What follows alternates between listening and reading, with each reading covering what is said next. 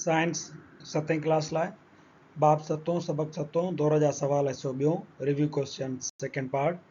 आउं आहियां साइंस उस्ताद नजीला चन्ना। अव्हांखे सिंध ऑनलाइन स्कूल में भलीकार। असांजो जेको टॉपिक आहे उहो दौर जा सवाल बाब 7 जो मश्क आहे, उनजो हिसो ॿियों आहे ऐं हीउ आख़िरी हिसो ई आहे जंहिंमें असीं हिसे ॿिए जूं 3 रहियल जेके एक्सरसाइज़ आहिनि उहे असां हिते कंप्लीट कंदासीं ऐं असांजो 7हों बाब पूरो थींदो, पोइ वरी 8हें बाब जी असां शुरूआति कंदासीं। सो नंबर 3 मश्क आहे, हेठियां ख़ाल भरियो। नंबर पहिरियों आहे आइसक्रीम जो रिझणु डैश तब्दीली आहे।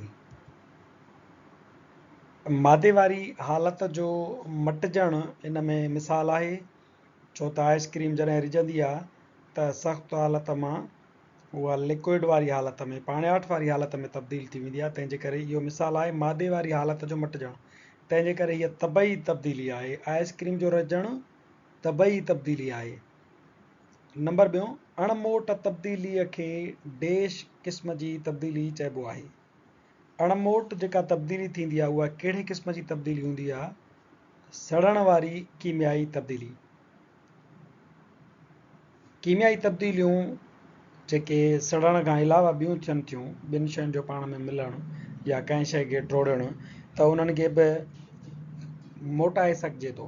पर सड़ण वारी कीमियाई तब्दीली अहिड़ी तब्दीली आहे जेका अणमोट हूंदी आहे। पनो सड़ी वियो त उन मां खाक मां वरी पनो कोन ठहंदो। काठ खे बाहि ॾिनीसीं, खाक ठही त उन खाक मां वरी काठ नथा ठाहे सघूं। नंबर 3, मेणबत्तीअ जो ॿरणु डैश क़िस्म जी तब्दीली आहे। मेणबत्तीअ जो ॿरणु कहिड़े क़िस्म जी तब्दीली आहे? इन में ॿई कीमियाई ऐं तबई क़िस्म जूं तब्दीलियूं अची वञनि थियूं। मिसाल जे तौर ते मेणबत्ती जो ॿरणु कीमियाई ऐं तबई क़िस्म जी तब्दीली आहे। हिन ख़ाल में असां लिखंदासीं कीमियाई ऐं तबई, छो त जेका मेणबत्ती सड़ंदी आहे त इहो हिकिड़े क़िस्म जो कीमियाई अमल आहे, जंहिंमें मेणबत्तीअ जा हिकिड़ा मुरकब ऑक्सीजन सां मिली सड़ंदा वेंदा आहिनि, धुओं ठहंदो आहे तॾहिं। ऐं ॿियो वरी रिझंदी बि आहे, मेण रिझंदी बि वेंदी आहे, यानी हिकिड़ी सख़्तु शइ मेण उहा लिक्विड में तब्दील थींदी वेंदी आहे, पाणियाठ में तब्दील थींदी वेंदी आहे, त इहा वरी तबई तब्दीली आहे। सो मेणबत्ती जो ॿरणु कीमियाई तब्दीली बि हूंदो आहे, तबई तब्दीली बि हूंदो आहे, ॿई तब्दीलियूं गॾो गॾु हलंदियूं रहंदियूं। नंबर 4 आहे समुंड जे पाणी मां लूणु हासिलु करणु डैश क़िस्म जी तब्दीली आहे। तबई क़िस्म जी तब्दीली आहे। लूणु समुंड जो जेको पाणी आहे उन में लूणु ॻरियल हूंदो आहे। तव्हांखे यादि हूंदो त असां चयो हुओसीं त कंहिं बि लिक्विड में का शइ ॻारिजे त इहा हिकिड़े क़िस्म जी तबई तब्दीली हूंदी आहे। लूणु पाणीअ में ॻरी वेंदो आहे पर पाणी में अंदरि मौजूदु हूंदो आहे, तंहिंजे करे का नई शइ कोन थी ठहे। तव्हां हुन पाणी खे ढुकण ॾिसंदो तव्हांखे खारो लॻंदो, यानी लूणु बि मौजूदु आहे, पर उहो एतिरो नंढड़ो थी वियो आहे, सन्हड़ो थी वियो आहे जो असांखे नज़र नथो अचे, यानी हुनजी साइज़ घटिजी वई आहे। साइज़ घटिजणु कंहिं बि शइ जूं तबई तब्दीली हूंदी आहे। पने खे तव्हां वॾे पने खे नंढड़ा नंढड़ा टुकड़ा करे छॾियो, इहा तबई तब्दीली आहे। लूणु वॾा ॻोढ़ा हुया, पाणीअ में तव्हां विधोसि हुनखे ॻारे ॻारे ॻारे नंढड़ियूं ज़रड़ियूं करे छॾियो, इहा बि तबई तब्दीली आहे। सो समुंड जे पाणी मां लूणु हासिलु करणु, उहो ॻरियल लूणु वरी वापसि उन मां कढणु, इहा बि हिकु क़िस्म जी तबई तब्दीली आहे। नंबर 5, आरजी क़िस्म जी तब्दीली खे डैश क़िस्म जी तब्दीली चइबो आहे। तबई क़िस्म जी तब्दीली चइबो आहे। तबई तब्दीली खे आमतौर ते इहो चयो वेंदो आहे, पढ़ायो वेंदो आहे त इहा आरजी क़िस्म जी तब्दीली आहे, उनखे वरी बेक करे सघिजे थो। मश्क नंबर 4 आहे सही जवाब ते गोल दाइरो लॻायो। नंबर 4, हेठियनि सवालनि जे ॾिनल जवाबनि मां फ़क़ति सही जवाब खे गोल दाइरो लॻायो। नंबर पहिरियों सवाल आहे, जॾहिं का शइ ॿरंदी आहे त गर्मी, रोशनी, आबी बुख़ारनि खां अलावा ॿियो छा ख़ारिज कंदी आहे? तव्हांखे इहो ज़हन में रखणु घुरिजे त का बि शइ जॾहिं ॿरे, काठ ॿरे या कोयलो ॿरे या गैस ॿरे, त हिकु त हुन मां गर्मी निकिरंदी जेका असांखे गरम कंदी आहे, हथ गरम कंदा आहियूं या शयुनि खे गरम कंदी आहे। हुन मां रोशनी बि निकिरंदी आहे बाहि जी सूरत में, ऐं हुन मां पाणी जा बुख़ार बि निकिरंदा आहिनि, आबी बुख़ार, आब माना पाणी। सो 3 शयूं इहे थी वियूं, जॾहिं बि का शइ ॿरंदी त हुन मां गर्मी, रोशनी ऐं पाणी जा बुख़ार निकिरंदा। गॾो गॾु चौथी शइ बि निकिरंदी आहे, उहा कहिड़ी आहे? अलिफ कार्बन डाइऑक्साइड गैस पैदा थींदी आहे, बे मीथेन गैस पैदा थींदी आहे। चीम ऑक्सीजन गैस पैदा थींदी आहे। सो सही जवाबु आहे असांजो अलिफ कार्बन डाइऑक्साइड गैस पैदा थींदी आहे। इहो धुओं हूंदो आहे जेको असांखे नज़र ईंदो आहे। 4 शयूं ॿरण में पैदा थींदियूं आहिनि।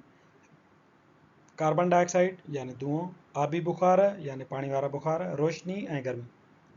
नंबर ॿियों सवाल आहे त काठ जे सड़ण या ॿरण सां तब्दीली पैदा थींदी आहे। अलिफ कीमियाई तब्दीली, बे तबई तब्दीली, जीम आरजी तब्दीली। तव्हांखे हाणे ई असां अॻे लेक्चर में ॿुधायोसीं त आरजी तब्दीलीअ खे तबई तब्दीली पिणु चयो वेंदो आहे या तबई तब्दीली खे आरजी पिणु सॾियो वेंदो आहे। सो हे ॿई ॻाल्हि साॻी आहे। बाक़ी कंहिं बि शइ जो सड़ण या ॿरण कीमियाई क़िस्म जी तब्दीली हूंदी आहे। सो सही जवाबु आहे अलिफ। नंबर टियों सवाल आहे निबाताती तेल खे गिह में बदिलाइण लाइ इस्तेमालु थींदड़ अमल खे छा चइबो आहे? तव्हां हिन जो जवाबु हाणे ई पोएं लेक्चर में पढ़ियो हुयो। जवाबु आहे जीम हाइड्रोजिनेशन वारो अमल चइबो आहे। फिल्ट्रेशन त थी वियो छाणणु, कंहिं शइ खे छाणणु। बुखारजणु माना कंहिं शइ खे एवापोरेट करणु, कंहिं शइ खे लिक्विड खे एतिरो गरम करण जो उहो गैस थी वञे। तंहिंजे करे हे ॿई अमल त आहिनि कोन। हाइड्रोजिनेशन जे ज़रिए निबाताती तेल खे गिह में तब्दील कंदा आहिनि। नंबर चोथों सवाल आहे फर्टिलाइज़र्स जे इस्तेमाल सां ॿूटनि जूं अलिफ खुराकी जुज़नि जी खोट पूरी थींदी आहे। बे साह खणण वारे अमल जूं ज़रूरतूं पूरी थींदियूं आहिनि। जीम नस्लीवात जूं ज़रूरतूं पूरी थींदियूं। सही जवाबु आहे अलिफ। छो त भाण ॿूटनि जी जेको उन्हनि जो खाध खुराक हूंदी आहे, जेका उन्हनि वटि कमी हूंदी आहे, उन्हनि जुज़नि जी खोट पूरी कंदो आहे। नंबर 5 ऐं आख़िरी आहे तब्दीलियुनि जा क़िस्म सम्झायो। किताब में लिखियलु आहे त हेठि ॾिनल चार्ट में मोट खाईंदड़ ऐं मोट न खाईंदड़ तब्दीलियुनि ते निशान टिक जो निशान लॻायो। हाणे मोट खाईंदड़ जो मतिलबु आहे किताब में तबई तब्दीली ऐं मोट न खाईंदड़ जो मतिलबु आहे कीमई तब्दीली।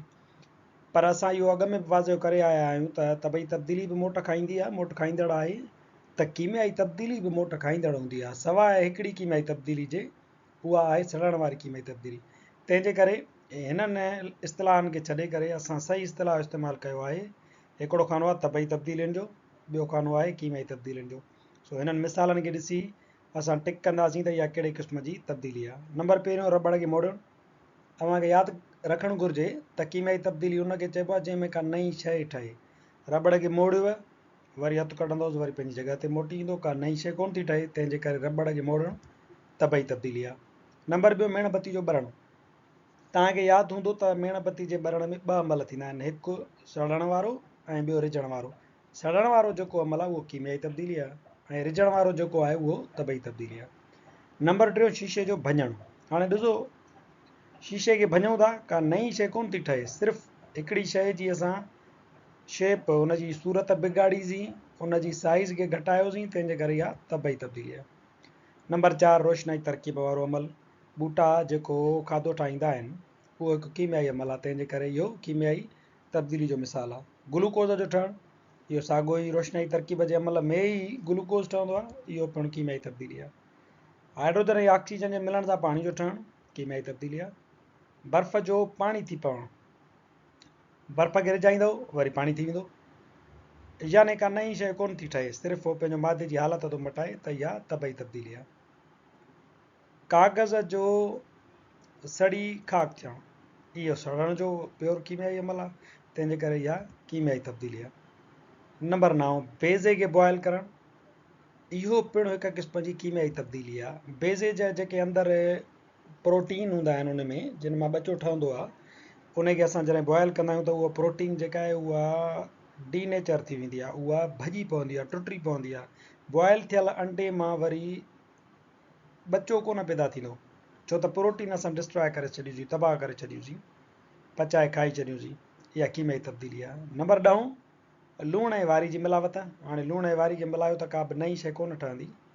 तव्हां हुनखे जेकॾहिं ॾिसंदव त हुन में लूणु ऐं वारी बराबरि बराबरि रेशो सां मिलिया पिया आहिनि, त नई शइ कोन थी ठहे, तंहिंजे करे इहा बि तबई तब्दीली आहे। मिलावट हूअं बि तबई तब्दीली ई थींदी आहे। बिजली जे बल्ब जो रोशन थियणु, इहा हिकिड़े क़िस्म जी कीमियाई तब्दीली आहे। नंबर 12 आहे खंड खे पाणीअ में ॻारणु। कंहिं बि को बि ॻार ठहणु जेको हूंदो आहे उहो बि हिकिड़े क़िस्म जी मिलावट आहे। ऐं खंड खे पाणी में ॻारींदा आहियूं त छा थींदो आहे त खंड जी साइज़ जेका आहे उहा नंढड़ी थी वेंदी आहे, नज़र कोन ईंदी आहे खंड, पर मौजूदु हूंदी आहे। पाणी खे ढुकणंदो त मिठो लॻंदो, यानी नई शइ कोन ठही, पाणी बि मौजूदु आहे, खंड बि मौजूदु आहे। इहा हिक क़िस्म जी तबई तब्दीली आहे। हिते असांजो बाब सतों पूरो थिए थो। वधीक लेक्चर्स लाइ ॾिसंदा रहो सिंध ऑनलाइन स्कूल।